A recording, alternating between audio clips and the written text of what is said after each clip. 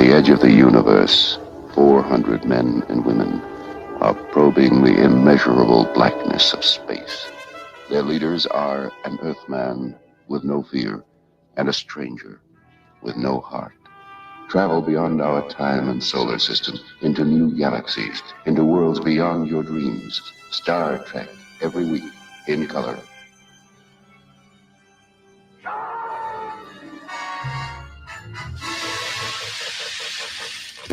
Wow, Tuesday, November 7th, 3 p.m. Pacific Earth time.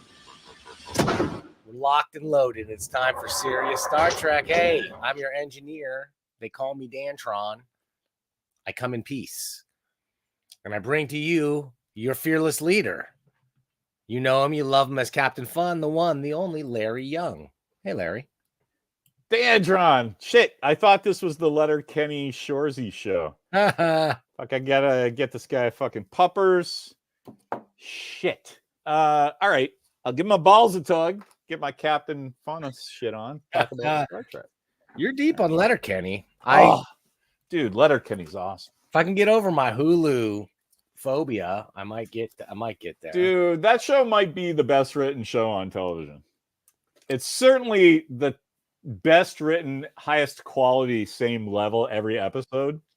It's bananas. Oh my gosh! Speaking of bananas, I didn't know if he was going to make it or not. But you can always count on him. That's good. I get my shirt on here. Let's bring him in now, Professor. Doctor Don. He's Doctor. got his thing on. What's happening, Doc? Yeah, Doctor. better. Doctor, Captain, Doctor. Captain. Sorry, we had a little an emergency with the old MacBook. It kept doing a plus sign and making a weird noise, so we had to get that solved. Rarely good. I actually might go in and out today too because the missus is on a video call upstairs, so we're taxing the pipes. Gotcha. But Well, I'm coming at you strong from the cloning lab today, guys. We'll keep it going. And for once, hey man, I watched Lower Decks. I'm up to speed. I'm ready to on that combo for sure.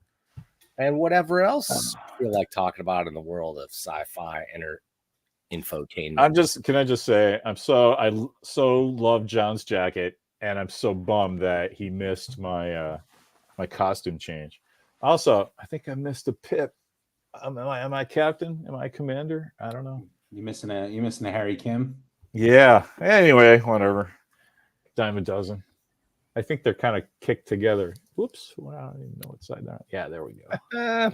There we go. Oh, captain again. All right. Pip. Woof. All right. Yeah, no, John, I started off with like a Letterkenny thing. I had my puppers and everything. You see that? Larry doing his props. Prop Master Fun, in effect. Oops. Anyway, Sorry. I'm here for Star Trek now. Well, guys, let's get into it, man. We've got fresh Trek to discuss. I'm super glad. I was going to say, Larry, you brought up Letterkenny. And remember, you brought it up a couple episodes ago. I said I needed something to make me laugh. I really wanted something fun. I needed a new show. And I think, though, Lower Decks is what it should have been all along, because I really feel like it's great. It's good, great fun. It's like the Star Trek I need. Star Trek Light.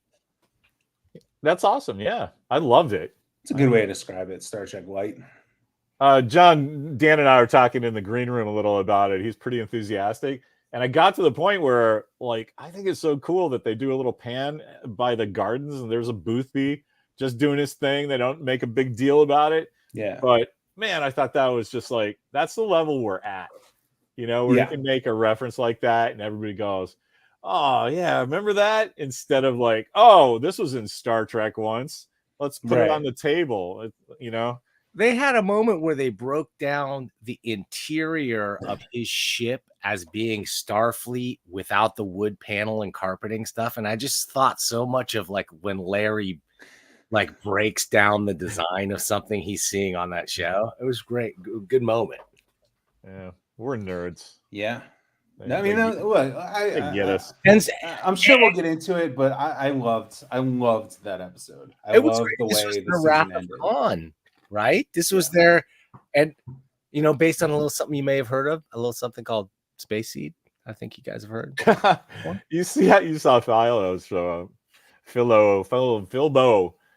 I love. He's the one guy that gets that when I put on Facebook. Spacey. He's always like, yeah, I get it, man. But I love the show too. That's cool. A great way to really bring back an obscure kind of weird old character, bring him back, make him a great villain. He definitely could come back. It's all set up for that. It's true. Yeah. I mean, yeah, his DNA is in the planet. Right. Yeah, but that's established. You can bring dead people back with that thing. Yeah, absolutely. Right? We kind of hit this last time though, right? But the cool news about Lower Decks is McMahon did an interview today and said for like, oh wait, that's the second thing. Remind me to tell you about Next Wave TV. That's cool. But yeah, McMahon said he wants to do a live action movie, Lower Decks movie. Wow. And I'm like, I want you to do that too. Yeah. How can we make that happen? Yeah. What can we do to make that like a reality? But like, think about that like somebody like me is an old man, hates cartoons, and is going, no, you must give me more of that cartoon, to the point where the people who make the sounds for the mouths of the characters actually just put them in shirts and walk them around and have them keep doing that. Yeah. It's not like you don't have the hallways built already. You know, I'm like, right. give me all the Lower Decks. That's just such a weird indictment of the regular Star Trek, except for Strange New Worlds. But like what's perceived as, you know, the Discovery, Kurtzman flagship nonsense that nobody really bought into ever. Except if you use the word bought, you might say Entertainment Weekly was bought into that. I don't know. You guys know I really liked also the way they are bringing in Orion stuff. Like, to me, that's great. They're fleshing out. They're really giving the Orions like more culture, more backstory, and more interesting. Yeah, it's awesome. And yeah, I mean, and through Tendi too, where she's like one of their queens or something, right? That's just kind of cool that she's like, no, I just want to be a nurse or science girl or whatever, you know? I don't know. I think that's cool. It's like the reverse of Tarzan in New York. I don't know. Nice. Is that too folklore? John got it. I like it. Oh, wait a minute. Okay, here we go. Here's what I can't. This is the elephant in the room. There's always going to be a couple things in here I don't understand, and I have to ask you guys, what the fuck is up with Mark Twain? What is that? I don't understand what that meant. And it was almost like it was so important. It was like a throwaway, but it was, I didn't really get it. Do we have time for the arrow, John? I mean, so is that a specific what is that, season 5? Season 5, season 6 cliffhanger? Yeah, it was in between. Yeah, it was definitely 5 and 6. 4 and 5 is too early. It's a time travel episode. Well, you know, cliffhanger episode. And they go back in time and they meet Mark Twain, and they have this whole adventure with Mark Twain. So that was the. And the cliffhanger is they find Data's buried head in 1880s San Francisco. Yeah. And they meet Guinan, and she knows them already. It's fucking great. It's a fantastic episode. It's so highly recommend watching it. You know what that reference was totally like when you hear some kind of, you know, sample in a rap song. You know, where they're playing around with something and then they go, that makes you specifically think of something else that totally works. I love that kind of reference. It was great. Yeah. I just didn't get it as the conflict resolution method recommended by the Vulcan. That's from a previous episode. Ah, okay. Yeah, where they go into the holodeck and they both dress up like Mark Twain and they're mad about it and they end up like hashing out all their problems. Okay, so it's a callback to something they've done in a previous episode. Okay, but that's why they did it, though. That's you're like 2 jokes away from why they did that. Yeah, I don't. The latest one. I mean, I definitely remember an episode of Trek with Mark Twain in it. I like it vaguely, but I don't remember. I didn't remember it like I really remembered the Starfleet Return of Wesley Crusher episode? Because I remember it was like after Wesley had been gone. Oh yeah. And it was like a Will Wheaton guest starring on Next Generation. That was kind of a big. So I really do remember that. But what I don't remember is at the end of that episode, was that character like alienated and burned out, or wasn't he? Didn't he sort of get redeemed at the end of that episode? I don't remember. No, he went to jail. He went to straight up to prison. Yeah. Yes. The brig forever. Nice. Space station bars. Anyway, I gotta get this out before we get away from Mark Twain, because when I get a thing in my head like this, I won't be able to sleep. He was played by the guy who played Deep Throat on X-Files. So that was. Oh no! Do we lose John's sound? Look, he's audio. John, we lost your audio. He got pretty excited about it too. Oh well. They couldn't afford Hal Holbrook for it. I guess they. Poor John. Nope. Boo. Anyway, he's like, yeah, fuck you guys. Anyway, what was that other thing that you said about Lower Decks was really cool? I forget. Anyway, there's John. Just that it was. Say something, man. Say something. There you go. There we go. Yeah, that works. But I love that they did a Wrath of Khan type thing. It was definitely, with definite like, and I just love anything. That's why I love Wrath of Khan so much, is because it's a pull. It's an obscure pull from a single episode of the series. Like that's really cool. Yeah, that's definitely the brilliance of like making it a movie follow up. Yeah, I love you, Chris. Yeah, I really would have had to look that up later. That guy's name. Anyway, yeah, I killed it. Sorry, where'd that energy go? I was trying to load my manifesto about star dates.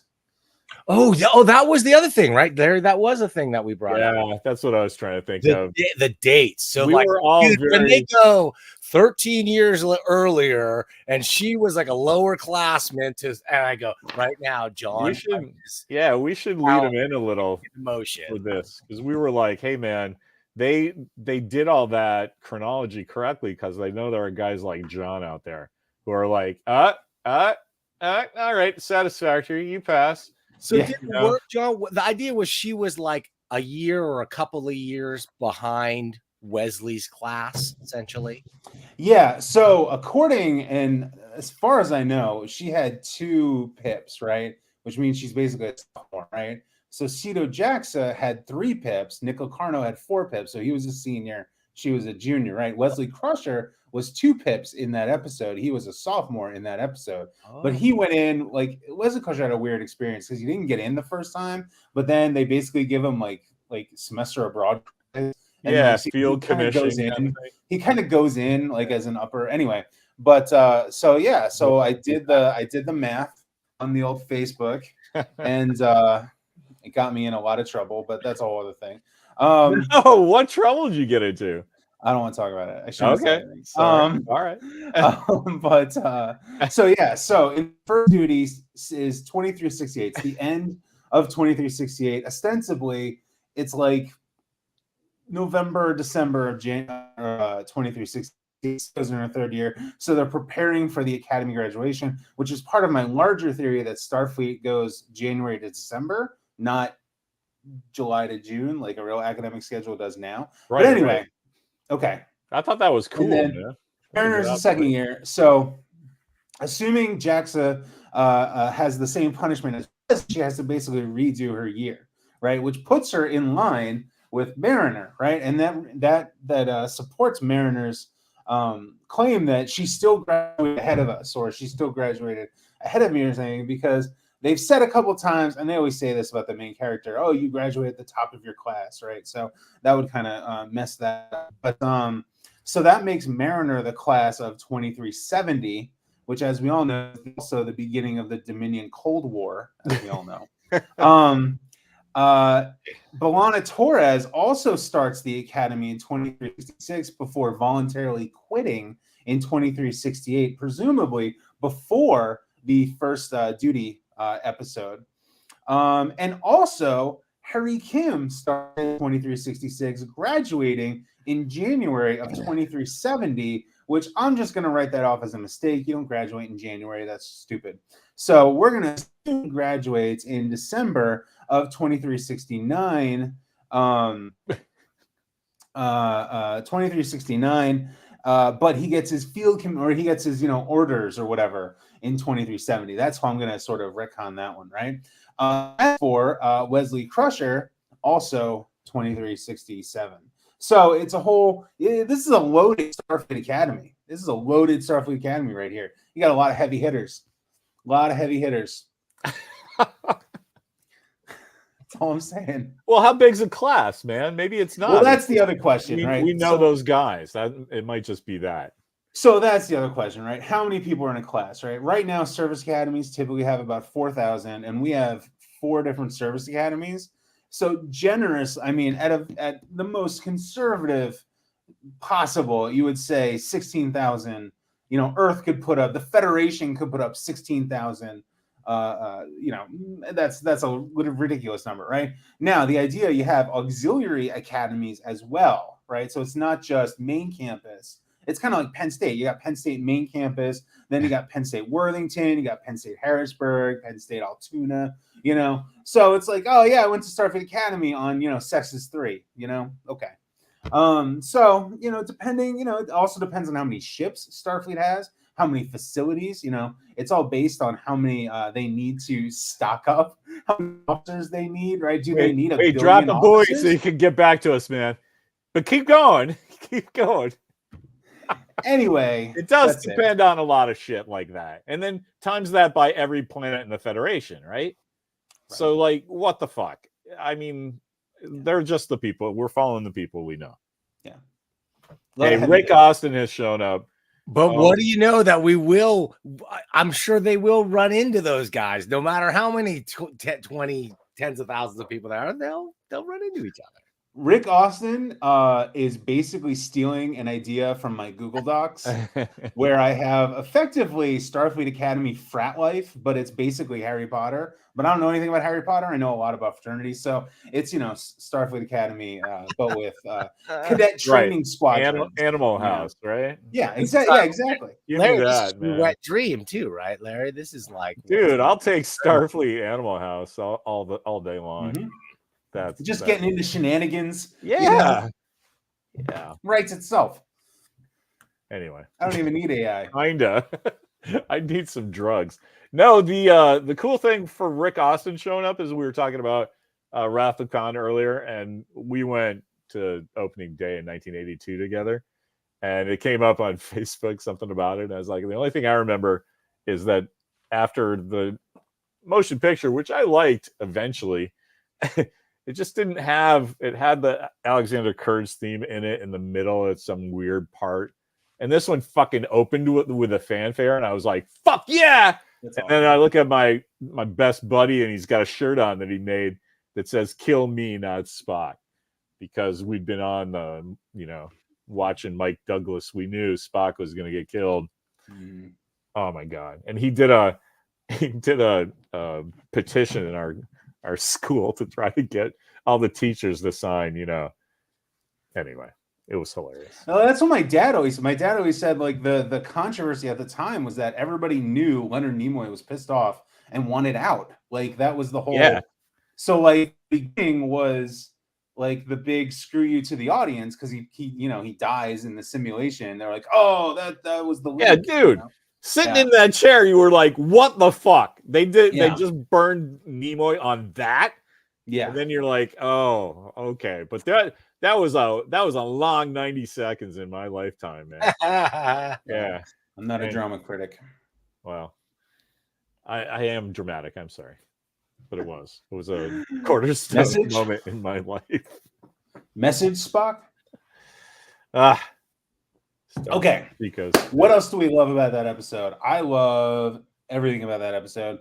I love the fact that Tendi and Rutherford are like beyond platonic friends, but they're not romantic. Does that make sense? Yes. You know, they're definitely like soulmates, but not in a romantic way. They're just work married, man. Mm-hmm. Yeah, there you go. They're work married. That's a good way of putting it. Yeah. Wow. Yeah. Yeah. Yeah. Next. Next. Do they always do a season long kind of like running thing on in Lower Deck seasons, or is that something new to this season? They've been doing that since the beginning. They've been building that thing kind up of thread throughout the season. Oh yeah, that's cool. Yeah, dude, I cannot wait until if it takes more than 10 years to do this, because then I'm going to be too old to enjoy it. But they got to have Jack Quaid, whatever his name is, in live action, being fucking Boimler, but he's fucking Captain Kirk. You know what I mean? He's not a fucking screw up. He's the fucking Starfleet. Yeah. I gotta see that in real life. Picard would have been a good place for that. Picard, not like thematically or tonally or physically, but like timeline wise, that would have been great, because this is 2380, 81. Picard is 2400. That would have been 20 years. That would have been a nice 20-year career. Here comes Captain Boimler. He's a nice 40 man. 40, 50-year-old guy now. Yeah, I have to see this. And his whole arc is he wants to be this big explorer guy, right? But he's just going to end up having a California class and being like, "Oh, I'm captain of my home," that sort of thing. Let's hope not. Let's hope he's fucking Captain Ahab. Some shit has gone down and they need Boimler, and he's like, "Really?" Mariner goes missing, and he puts together this task force. Everybody's gone missing, right? Yeah. And then it's a dirty dozen. Fucking man, fucking writes itself. No, not just that. Give us $5 million, I will put that on film for you. With the actors involved. Jesus Seriously. Christ. We've come up with better ideas today than they have in the last 15 years. It's true.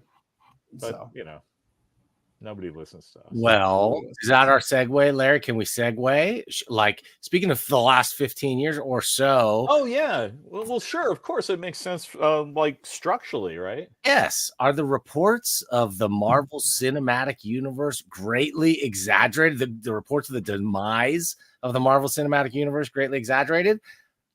The answer is yes, in my opinion.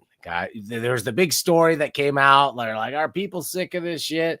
The Marvels is going to crash and burn. It's on track to do worse than the Flash and Black Adam, which is well, here's the thing. It's not so much Marvel, really. That's the big issue. It's everybody, because Star Trek and Star Wars are like their own genres now, right?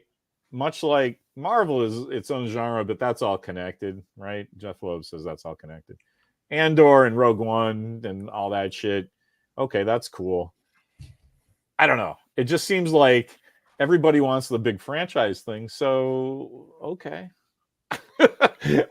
They're like, oh, Marvel's going to fall over? Okay, everybody's going to fall over at some point. It's not so much Marvel. It's that they're using Marvel as an example of something that's going on in Hollywood, which, guess what? It is falling over. Like, the actors are still on strike.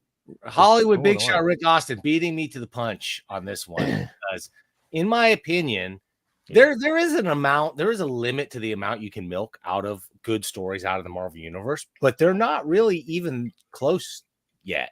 Like, they're close, man, but like they're not even halfway there. Like, until you show me an integrated Marvel universe that has Fantastic Four, X-Men, and Avengers, we have not seen the Marvel universe in cinema yet. Until you deliver that. So I think that if they can, the problem is they went from adapting the classic old stuff and they brought it right into the modern age of Marvel comic characters, which are just not as good. A lot of them are, frankly, the characters aren't as well known or beloved. The stories aren't as known or as good, but there's a ton of great stuff. They left so much X-Men on the table. There's so much fantastic. I mean, the fact that we haven't seen a good Doctor Doom that character alone, they could pull at least 3 or 4 good, popular, fun to watch movies out of. I think. So my favorite Marvel Star Trek thing is the X-Men Star Trek crossover. I know Price hates comics, but he would love this just for the fact that the Beast's name in the X-Men is Hank McCoy, and he is a doctor like you, a PhD. And we also have Dr. McCoy on the Star Trek thing. So yeah, that's right. When Bones meets the Beast, they go, Dr. McCoy, and they both turn around. Who wrote pretty that? good if you like comics. Look at him, he's like, yeah, fuck the X-Men. Who wrote that comic? I don't know. Because that's what I say is X-Men was really less superhero. I mean, not less. It has tons of superhero-ness in it, but it's also very science fiction, right? It's very Starjammer, Shi'ar, Brood, so much outer space X-Men action that they didn't even touch on in the movies yet. That I think that like, I think Rick Austin has a really good point here, where he says they got to stop with all the multiverse crap where nothing matters and just make good movies. No one gives a shit about a multiverse. Like you don't. They make this point. The problem with the multiverse is it strips all of the emotional resonance out of anything. Like right, there's no consequence to anything. So it's like, okay, like that was the great thing about Infinity War is it's like, oh shit, there are actual consequences here. And then you get to Endgame and it's like, it didn't matter. Okay, all right. Also, I know you guys want like this big, expansive Marvel universe with X-Men and Fantastic Four and fucking jerk me off, man. Right? Big time. Yeah, I could go for some jerk me off, man. Too much. That's that guy's way in the too much savage for audiences. I do not give a shit. I want X-Men to be its own thing. Yeah, yes, I want fucking Avengers to be its own thing. I want Batman to be its own thing. I want variety. I want this all to be one giant thing. Totally agree with that, John. Which was the recipe that made the first phase of Marvel so good. The individual movies kind of stayed in their lane. They didn't rush it all together. If he can manage to do that, if he can pace it and give us 3 X-Men movies where they go to the Savage Land and we get Asteroid M and we get a good Dark Phoenix saga out of it. That'd be cool. We could get great movies. Yeah. So you guys know what's going to happen, right? I just see it like it's happened already. Is that they put the X-Men out, they put the FF out, they get some of the Avengers back because they got everybody in Secret Wars. And then there's a giant so the multiverse is fucking going nuts, and Secret Wars is fucking Avengers everybody. And just from everything. And then at the end of it, the big Act 3 climax is going to be fuck, this is the Marvel universe now. It's these 6 people. And so you have to go through this mess to get to like the next stage. And I see it like it's happened already. It's probably going to take another 10 years. Yeah, that's what yeah. But that's what they're going to do. But it would have to. That would be the only right way to do it would be to take that long. He hasn't fucked up yet. Some fucking idiot in his house knows better what to do than they do. No, it's they have the path so clear. It's like going, oh, I'm in Vegas. I've been driving from Dallas. I'm in Vegas, and I know I got to get to. Captain Fun's passion has short-circuited his connection. That's okay. I've been there. It's not fun. No, I get where he's going. Oh, Larry, we lost a lot of what you said at the end there. I was surfing for Jack Me Off, man. I'm sorry. Yeah, right. They will have to take their time, and I agree. Feige did what has not been done. I don't want to call him an innovator or anything, but I'm going to say he did something really cool. No matter what Scorsese wants to say. By the way, Killers of the Flower Moon, thumbs up. Go watch it. There's room for what they did. Like the interconnectedness of the Marvel universe is something kind of special, and it's special for the fans too. And I see it in like younger kids and people. Yeah. There is this effect, but dude, you skip what you don't want to watch. You get to skip and pick and choose, and that's kind of what's cool about it too. It's like comics in that way. Like Do you know fans who really do that? You didn't read She-Hulk, the series, but there was a great cameo in one issue that tied into Secret Wars or something like that. You could treat it the same way. Who did you know any comics fan who ever did that? Everyone's a completist. No, not me. No, absolutely not. No way. No way. No way. No way. And frankly, sir, you are no comics fan. No, I mean, I would read what I wanted to read, and oftentimes you get bugged when you're reading, especially Marvel, then they would shoehorn in the summer crossover thing, and you'd be like, what? We were just in the middle of a killer X-Men story, and then you got to go for 2 months and do this tie-in thing. I guess, that's a little after my time.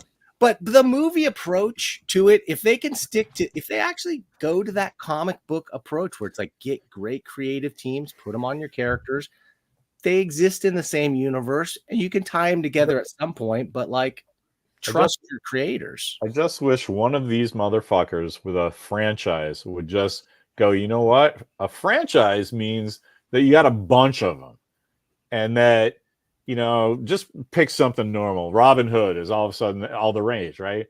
And everybody loves Robin Hood, and we got to have Robin Hood. But like, fucking give Quentin Tarantino a Robin Hood movie, and then give fucking somebody else, Kenneth Branagh. I would love to see him doing Robin Hood, because that would be the most Shakespearean fucking thing ever. But like, and then everybody get their version, right? And then everybody goes, oh yeah, what's the next big thing? Monkeys. All right, monkey movies.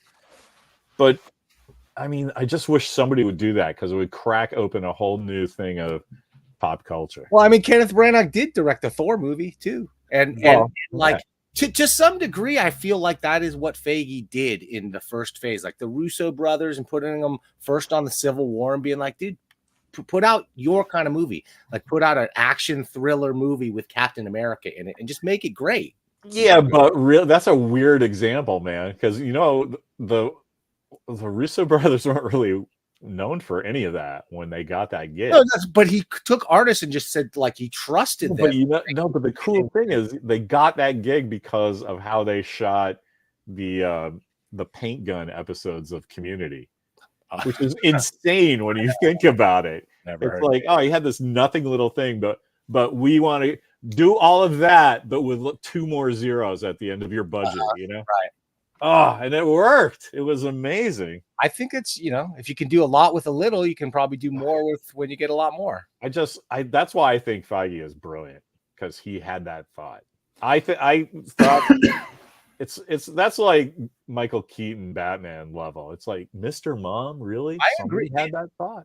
And for him to have all these different things, but to allow for different tones in the different movies and series, like to allow for a series like She-Hulk that is in canon and in continuity, but yet is completely tonally way different, breaking the fourth wall and everything else. Same with the last Thor movie and whatever, but be able to mix those things in. I think it showed a lot of courage to not just try to repeat beat for beat the things that worked in your previous movies and just make sequels that way, like the old school sequel methodology. He gave interesting directors, Taika Waititi and whatever, and said, like, do something fun with it, make it cool. Yes. More of that across franchises. More, please. Give me that in Star Trek. Yes. Okay, so your dream pick, Dr. John. You pick any director out there to direct any kind of Star Trek movie. What's the pick? Well, I want to see what Quentin Tarantino was going to do. That's what I want. That's top of my list for sure. Yeah, I want to see that. But like a good Star Trek movie, I mean, I can't hate on Christopher Nolan. I can't hate on him. I like the guy too much. Are they pretentious movies? Yes. Do I love pretentious movies? Yes. So I feel like he'd bring like a military. Oh yeah, it would be like a war type thing going on. Oh, yeah, it'd be awesome. I'd love it. I love every second of it. I have a crazy controversial choice. Yeah. Doug Liman. Do you know that guy? He did the Bourne movies. Oh, okay. And the Underworld movies and every fucking cool. I want to see like a cool ass thriller, like European thriller, moving the camera fast Star Trek. That's not like driving a Porsche through Toronto, and half of it is on green screen. You know, I get what they were doing there in Strange New Worlds, but I thought it was. So you want one that's not necessarily epic space battle, but could be like, you know, that going back to that McMahon interview I was talking about today. He said he really wants to do an entire theatrical movie that drives across a moment. I thought that was like a really cool writer way of saying it, instead of something to defeat or something to face or something to fix. And I thought that was a really cool way of saying, you know, give me one of those episodes where it's just everybody sitting around talking about something. You know, I thought that was a really cool vibe to throw out. Yeah, I agree. Maybe it's just I'm also stealing Drive Across a Moment. That's awesome. Maybe it's because I just watched Killers of the Flower Moon, but I can't help think you would really like that, Larry. Like, it is a pretty... It looks great. We're in the middle of that Bass Reeves show right now. Because speaking of Star Trek, lots of Star Trek, Alan McElroy, big old friend of the show, had tried to pitch a Bass Reeves show forever. Then Ben Rabb and Derek Hughes did a Bass Reeves spec script that got them jobs. Like, they got onto Flashbeat with that thing. They got onto Quantum Leap with that thing. And everybody tells them, no, nobody wants it. And they're like, this is the dude that inspired the Lone Ranger. And they're like, yeah, America doesn't want to know it was a black man. And I don't know what you're talking about. I don't even know what that is. But this came out on so Taylor, what's his name? The Yellowstone Sheridan. guy? Taylor Sheridan went, hey, I am that motherfucker, and you can't say no. And so now they're doing that show. Oh, cool. Fucking bananas good. Sounds good. Bass Reeves is after the Civil War, he went out west. He's I believe he was a slave, and he went out west and became like this super famous like sheriff marshal. I forget which one he was, but yeah, and he's, you know, one of the most famous and successful marshals like of the Old West was this black guy. Yeah. And no one ever thinks of that. All they think about is Wyatt Earp. It's like, yeah, actually is this guy over here, you know. Dude, he was like fucking Tony Stark or something. He was or Captain America. Yeah, anyway, so the first episode came out yesterday, and it's pretty bleak because it tells all the slave stuff and what happens, and it's a bad time. It's like, man, I know they have to get this out, but this is really rough to watch in 2023. Yeah. Okay. So yeah. Well, my big takeaway was I couldn't be an actor in a thing like that. I could not say those words to a fellow coworker and have everything be cool. I would just feel like I would feel the most shame ever. And I'm like, man, actors are just weird ass dude. Well, yeah, Killers. I don't want to say anything about the plot per se, although it's a historical thing. But I can't remember a movie. Maybe you guys can help me. I can't remember a movie where the director of the movie comes out in the beginning of the movie and says, hey, this movie is going to be about this and this and this. I really wanted to make it. And now on with the show, folks. Like, Scorsese comes out at the beginning of it. And then he also shows up as a character at the very, very, very end in what is a really bizarre, really makes the movie, elevates the movie to the next level. The last scene is like, makes you think very hard and talk very hard about, like, what did he mean? Why did he do this? It's really almost out of left field. But can you think of another movie like that where the director comes out? Maybe Alfred Hitchcock in Alfred Hitchcock Presents. Will you take Arthur C. Clarke instead of Kubrick? Because they had a 20-minute thing in front of 2001 when it was released.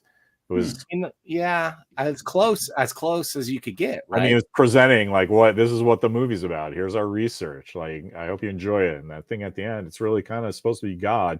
Sorry, everybody. Tell Pauline Kael she's an idiot.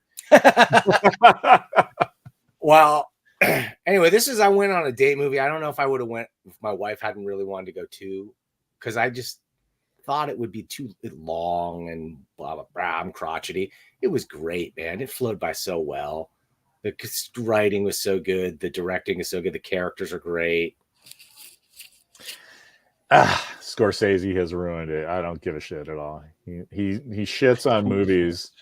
And I don't care. So I'll give you one piece of shit is they do. Leonardo DiCaprio is a piece of shit. His character is just a piece of garbage. And they make him. They do a little bit of redemption, try to redeem him in the movie a little bit, but it's just an awful guy. It's a story of really awful people doing just horrible things overall. I think if Leonardo DiCaprio was to play a Star Trek captain, he would be like the bad admiral or like the crazy Commodore who like the main character has to go and like punch in the face. Sure. You know, the Decker character where it's like, no, you suck. But he would crush it, you know, because he's Leonardo DiCaprio. Dude, I was just like, I'm very wary of your statement. And as you talked, I was like, I totally see it. And at the end, I'm like, this must happen. Yeah. You're right. He would totally nail it. He would like do the Django Unchained kind of shit. Sure, that'd be a good cast. Gatsby shit for but Star Trek. Oh, gotta see it. Better than Cumberbatch. Nice work. Cumberbatch, whatever. Cumberbunch, yeah. He was in a Star Trek. I'm trying to think. My problem is I don't know who are the hot directors. Like who's a guy with a directorial edge in the style? Rian Johnson. There, I said it. Okay, I would love a Rian Johnson. Okay. But yeah, maybe. But I feel like, you know what, I'm always like pick up the rock and look what is under it. Like that Rian Johnson is like, yes, personally as a fan, that's what I want. But like as a guy who likes to do that, like give me the Wes Anderson Star Trek. Ah, okay. Now here we go. Okay. All right. I wouldn't mind that at all. And guess what? You know what? Okay, and this dream, Will Wheaton is Wesley Crusher. Ooh. Because that's what makes that character work is Wes Anderson's eye. So congratulations, Wes. Child prodigy. Or Will Wheaton. Like, that's my gift to you, man. He's like a failure. He's a grown-up failure, and he's thinking about his past as a child prodigy. This is now between Will Wheaton and Wes Anderson. As far as have fun. If they want to, call me, that's cool. We've now come up with 7 better ideas. Oh, dude! Than anything they've come out with in 15 years. I was gonna say maybe Spike Jonze. That's a great one. Yeah, I did like his that AI movie that he did was pretty fucking good. The one with Scarlett Johansson as her, she, whatever it was. Her. I think it was good, and Joaquin Phoenix. Pretty cool. I mean, way ahead of its time in exploring that AI stuff. It would be red hot right now, but that was over 10 years ago. I want to see a G-rated Star Trek movie starring Ice Cube and a bunch of little kids, like that episode where he's stuck in the elevator, and he's like, motherfucker, you're my some radishes, It's like Crash Shuttlecraft, man, stuck on a planet. Galileo 7 it. Oh, dude, that writes itself. That's awesome. That is though. He's like this grizzled old like chief engineer, and he's just like, dude, he does, the eye thing where he does. This is just going too well. I don't understand what's happening. Like every fucking thing we say is fucking gold. Well, that is holy shit. Starfleet Academy will be. That's my prediction. When they make that show, it's gonna be like cameo of the week kind of thing. Like who can what. Like pretty well known, like Carol Kane. When Larry called, when you telegraphed Carol Kane being on that show, Starfleet, when you telegraphed it, because it makes perfect sense. Well, me, it was them. She's like, I live forever. I know everybody. Yes, like, come on. It's just showed me exactly what that show could be, where you have the teacher as a wacky rotating guest cameo star. I don't know if I want. You know what? I will take Starfleet Academy if they don't fucking Riverdale everything, fucking 90210 it, and make like head of the class. You remember that show? Pick or fucking, you know what? Here's what I would do. I would paper chase and head of the class it. There would be 2 fucking tracks each episode. One fucking serious shit that's going down, and one is the stuff, and then at the end of like whenever you need ratings, they meet and the serious shit, like it goes down, but the funny guys help them fix it or fucking whatever. But don't just go, oh, look, it's so hard, soap opera and Star Trek. I'll fucking shoot myself. So you don't want Saved by the Bell? I'd take it. Years. You know what? I'd take Saved by the Bell college years. I get that, right? But But I think that the professors, like Dan said, the rotating set of professors gives you a inroad of fucking great Star Trek royalty. So that's not that didn't really happen on Saved by the Bell. So James Gunn Star Trek, that's a good choice. Oh, that's cool. Yeah. We haven't done James Gunn yet. Really surprised me that Next Generation and Deep Space Nine really didn't devolve more into more of that stunt cameo stuff. The way that they really studiously avoided it on Next Generation for so long is such the antithesis of how you would do it. Like if Next Generation had never been made and they're pitching it, today's media atmosphere, it would be all of the callbacks and the guest stars and the guest appearances and whatever. Oh, Well, yeah, but which is what they do with fucking Discovery and Strange New Worlds and shit. Sure. But back then, man, they had sort of the idea of franchise, but they like the idea of a platform just didn't exist. And that's the problem with what's going on over at Star Trek now is they're thinking of it as like it's not a franchise, it's this multimedia platform of entertainment. And that's cool, except you kind of can't give yourself your own nickname, right? You have to let that thing grow organically. And it's by telling everybody, hey, this is where we're going. And when the audience wants to kind of go check this out, it becomes kind of counterproductive. Yeah. But, I've written a paper about this and I'll send you the link. Well, I mean, it's because Star Trek for so long they had the formula to have an organic growth, and then they just ended in 2005, and then it was all dude. Star Trek Goodwill Hunting, and somebody's the math professor. Somebody big is the math professor. I have. I'm not going to Brent Spiner. I'm not going to say like the actual details, but I have an amazing like amalgamation of 3 different ideas put in a Star Trek world, and I keep trying to write it and I don't have the time or the energy, but whenever I do, I'm gonna make $1 billion. So well, I just want you to know that. Support you in that. That sounds fucking awesome. I just want all the little people out there to know. I want to be a beta reader. I demand it. That sounds fucking awesome, man. Yeah. You know what? Just do it. I don't have time. Well, come on. I know you have this thing scheduled over the Thanksgiving break. I understand. I like sleeping, so. Uh-oh. But yeah, man. Who's that other? Some other director. That's I was gonna say. You know who I want to see? This is awesome. Do you know Dennis Dugan? No. He just did all those like weird '90s comedies like Daddy Daycare and.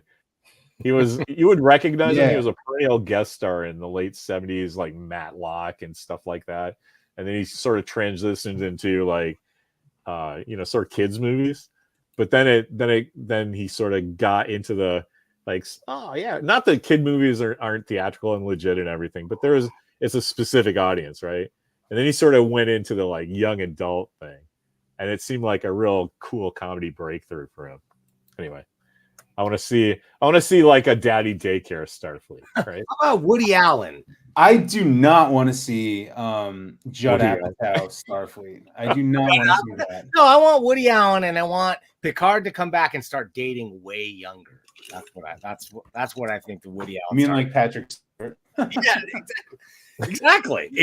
That's what I'm saying. So it would work perfect. Sir Patrick, you said you wanted to be more. What like a royal burn that was. But it's not, that's the state of it. I would think that the strike. We got a few more minutes here, guys. Maybe we could do a little bit of strike talk. I know I like to touch on the strike a little bit because it's so. I honestly feel like if this one gets this is going to get rejected. There's an offer on the table. I feel like it's going to get rejected. Oh, I'm not informed on this at all. What? There's an offer on the table? Well, the studios say it's the final. They're like, this is it. Final offer. Make your decision now. And it's being. The last thing I heard. Uh-oh. We lost Larry. I think that's the union people, the strike breakers busting in here. Silence, Captain Fun. The Pinkertons have arrived. I love that show, Letterkenny, man. That was awesome. Back in time and we rewind. That's fucking great. No, I think I think it's going to get rejected. But what I think is going to happen in my prediction is that it'll boil down to studios just start making individual deals to make their movies and start working their way around the unions. I mean, it's just going to be an intractable. It's going to be just a forever conflict, like we see in other areas of the world these days. Yeah, it's just something that's going to go on. Star Trek versus Star Wars, forever conflict. Why he blue? I love Antoine Fuqua. That's a good one. The Tranquilizer. Fantastic. I like that. Why he blue? Why not? Why not? Well, here's a good one. Luc Besson. Like, get a little European flavor into something. Okay. I could see a little all right. Star Trek Fifth Element action happening. Yeah, who is the definitive like action director of these days? Who's the guy is Ridley Scott still alive? Yes, he's doing Napoleon coming out November 17th. Yeah, near you. Not a paid endorsement, just a fucking excited fan. I can't wait to see that. I don't care if there's historical inaccuracies. I want to see it. And Star Trek, lots of smeary blue lights on the screen. That'd be pretty good. Who's the guy who did Kingdom of Heaven? I don't know. I gotta look that up because that's a huge epic ass movie.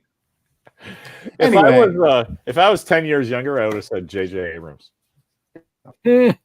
Michael Bay, you know what? I don't know if he's joking. I fucking want to see that like I've never wanted to see. It'd probably be fun to watch, I can imagine, right? Dude, that's Ridley Scott. That's what I thought. Yeah. That's what they're trying to do with all their Millennium Falcon flying around shit. Yeah. But Michael Bay won't do that for Star Trek. Michael Bay, it's all going to be Armageddon, man.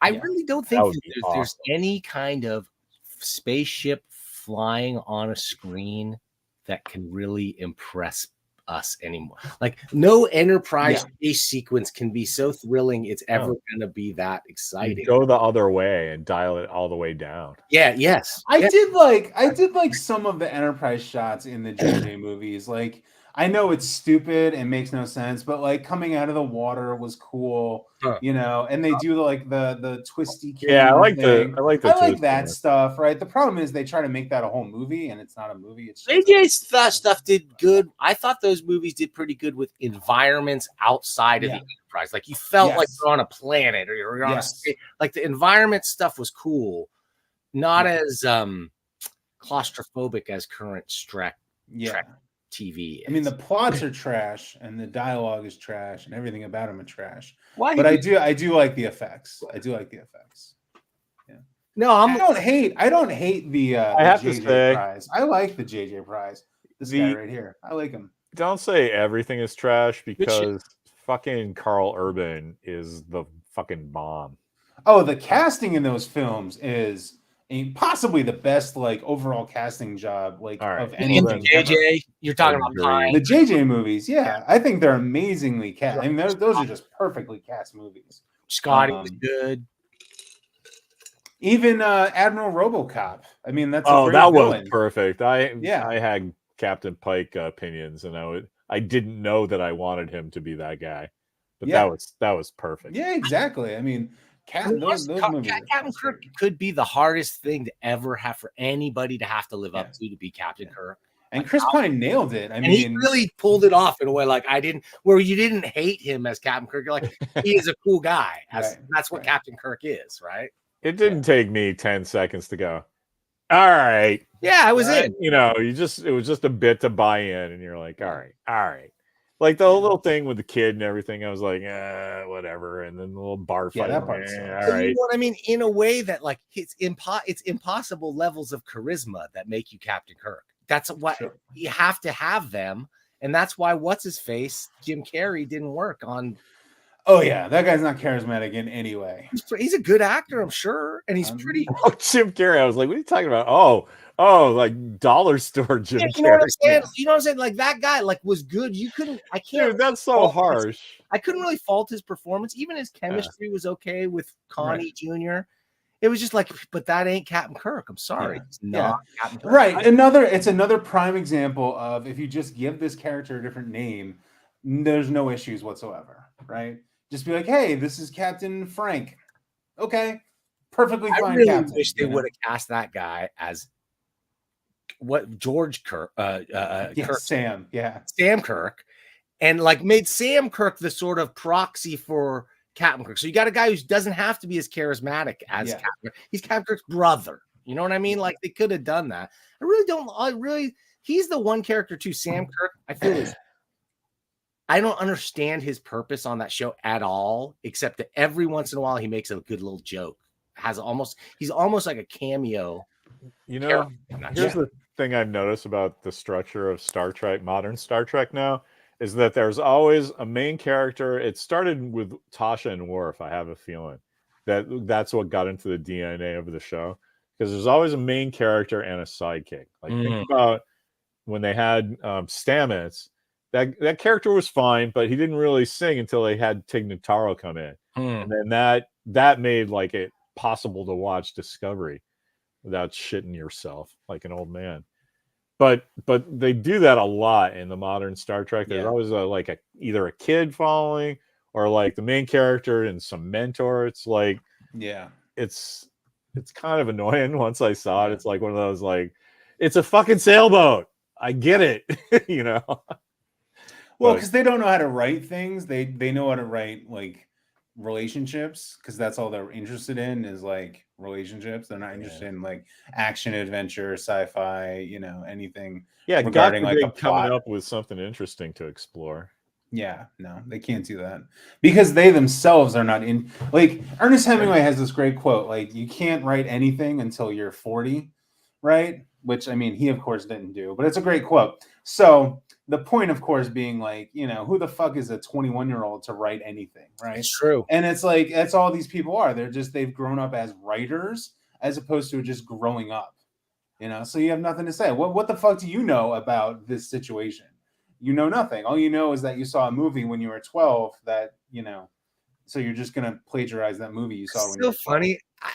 After college, I always felt that way about like doing stand-up comedy or writing or anything. I always felt like I am such a young, like I don't have enough life experience under my belt to say anything worthwhile. But then you get older and then you realize, well, oh, I need to write that entire time until you have something to say. And then you have the ability to express the things that you have to say. And it's like, it takes a while to hit that spot, I think, for writers. Yeah. Yeah, I haven't seen it. They should just hire us. Like, I don't understand why they don't hire us. Like, why? We're going on like what 7-8 years now. I had a great line to Rick the other day. I'm like, you know, I was spouting some bullshit like I was doing, and I was like, but like Alex Kurtzman, nobody listens to me over there in Hollywood. So. Yeah, why don't they listen to us, man? I'm with you. Well, we've come up with 7 great ideas today that are infinitely better than anything they've done. And look, there's 11 eyeballs for 11 people right now watching. That's a pretty good number for this show. By the way, folks out there, not to interrupt this thing, but hey, thank you for your support and thanks for watching. If you like this thing, if you've never watched it before, and I see a few new people in the chat, give us a thumbs up, give us a like on Facebook, subscribe to this channel. If you like it, if you don't like it, give us the honest feedback. Give us the thumbs down if you must, but give me a pithy comment about why I stink. Mm-hmm. Yeah, you got to be funny. I love like the gangster way you said that. Yeah, and you got to be funny, motherfucker. If you're gonna be a hater, you got to be a funny hater. All right, well, that's rule number 1. Oh my goodness! Oh crap! You know what that song means? It's a red alert. It means we got to get out of here. I got business to attend to. We've got pop culture to watch and dissect for you people out there. So come on back to us. I don't know. We're going to come back. I figure we'll come back a week. How do I silence this thing? There's a fade out button here that does this. Oh, fade. Yes. We'll be back in a week. It'll be Tuesday. It'll be 3 p.m. Pacific Earth time. Almost for sure. But hey, Dr. John, where should we do this thing? I think we should do it on the internet. And hear me out, guys. Right? So the internet is a series of tubes that connect subspace relays, and this is Tobor. Tobor, the telesonic robot. Batteries not included. He's under your control. With a click from the telesonic commander, to circle, to proceed forward, to circle, or to pick up the support module and return, all on your command. Tobor is robot spelled backwards. Tobor, the telesonic robot from Shopper.